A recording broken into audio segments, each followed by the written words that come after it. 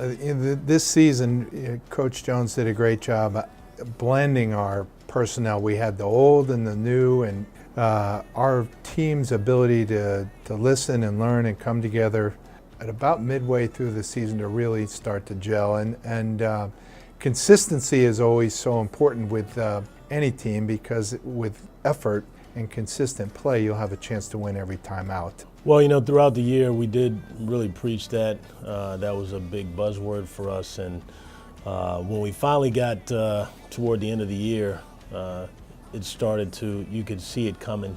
And it's basically because we decided to not let go of our principles, not to ease up on those guys, actually to push them even harder down the stretch. And which, if you hold a team in the 50s, you got a great chance to score, even if your offense is not great. So we were able to, you know, get our defense its most consistent at the end of the year when it mattered most. I feel as though our team, our depth of the team, and our coaching staff, we all pushed each other throughout the year to be the best that we can. So we just put everything together. I mean, it took us a while to get the chemistry together, but we did it.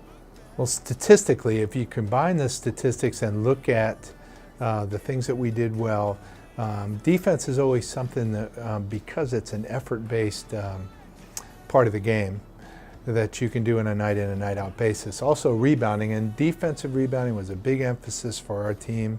To complete that defensive possession, you need to get the ball. And when we were able to keep the focus on the defense, our offensive play fed off the defense. And if you're not consistent on offense, but you can maintain your defensive effort, you can definitely have a chance to win in any game, and especially in our league games. I believe as we went through the season and really were able to focus on the things that our team did to win, defense being one of them, we were able to put it all together.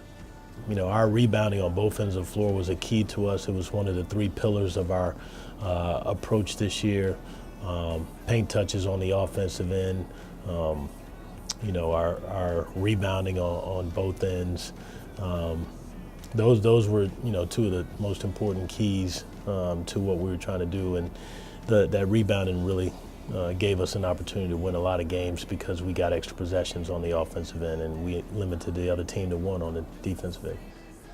Well, in tournament play boils down to a possession game often, and especially at the end of the game, you know, and our win here to win the league tournament was a 1 possession game.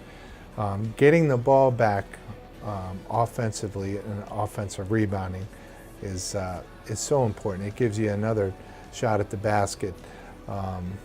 You know, Randy Phillips did an unbelievable job of spearheading our effort on the offensive glass, and we did a great job getting the ball back. Extra possessions mean so much.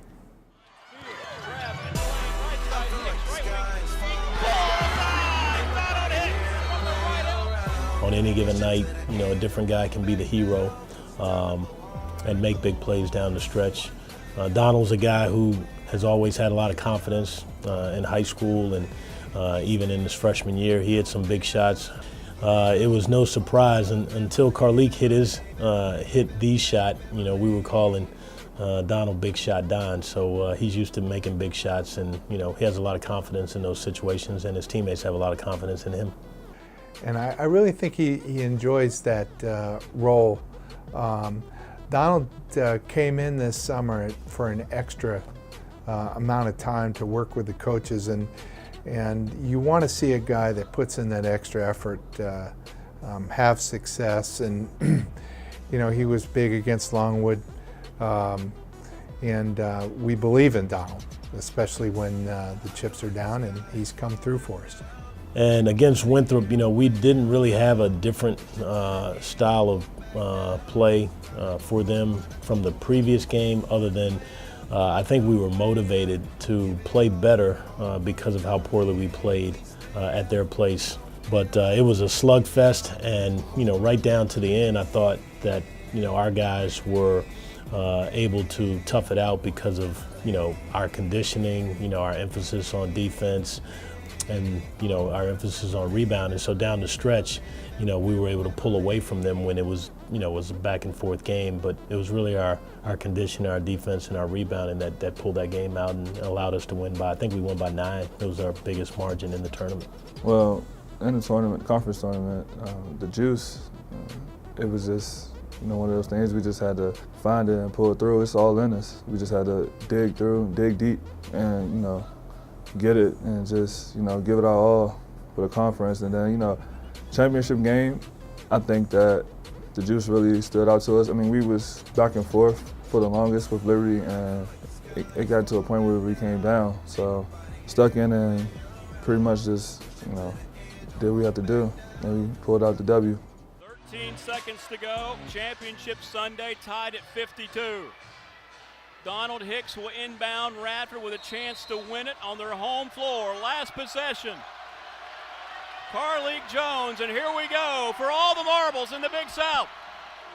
The freshman dribbles right side in front of Cabell with 4, with 3. He got a late start.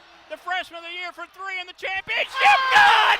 It's good! Carleague Jones sends Radford dancing into the NCAA tournament as he drains the 23-footer as the buzzer sounds, and the redshirt freshman says, "No problem, boys.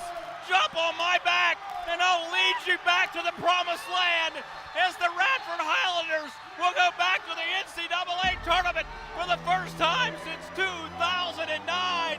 And the plaid truth about it, Mike Ashley, the Highlanders are champions of the Big South. Me and Ed were supposed to set 2 double screens, and like Ed went up a lot earlier than like I thought. Like, well, I mean, I was thinking we was like basically waiting until a little bit more time ran off the clock, but he went up earlier, and so like when he went up, then I basically just followed him, and then we both like set the double screen, and then Carleague came off and just hit the game winner. So, I mean, when it went up, like I seen him shoot that shot before, like in practice and stuff, like the little hezzy pull up. So like I knew he was in rhythm when it shot, and it looked good. When it went in, like I just was trying to go tackle him, man. I was trying to go give him a hug, man, for real. It's crazy.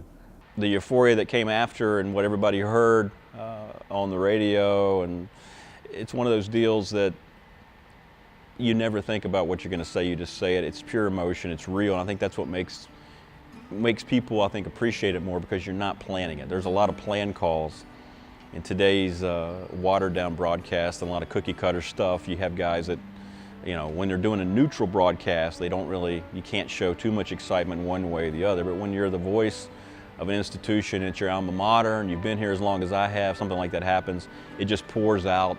And when you hear the full length of it, and you hear Mike Ash beside me breaking into tears and just the joy of it, I think that's what people kind of grasp onto and why they appreciate hearing it, because it's honest.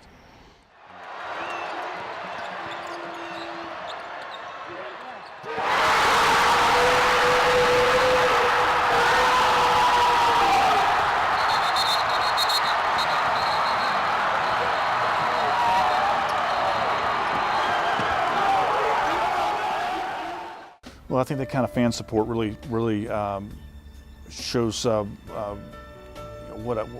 this team captured the interest of our fan base, and you couldn't find a seat in the Dedman Center. It was a spectacular scene. Certainly, when Carleague hit that last shot, it was pandemonium in the Dedman Center, and that's the kind of atmosphere you want. You know, I'm just so thankful for the alumni and the fans and the friends and everybody who came out to support the team, particularly at a time when our students were on spring break. So it just meant a lot to have that place filled, and I think it made a difference in the outcome of the game. Yeah. Knowing as many people as I do in the community still today, everybody, one of the first things out of their mouth, they go back to the tournament. They go back to what it meant to see that team prevail and win the Big South, and it means so much to the Highlander Nation. It really does, no matter what level. So many former players have reached out to me since then and talked about the feeling, and it becomes part of them as well. It's their championship as well. The guys who set the foundation, the people that have donated the program. Just yesterday, as a matter of fact, I'm getting gas, and a guy comes up and he sees I have a Radford shirt on, and he asked me where I worked, and I told him, and we started talking about it. He was at the game.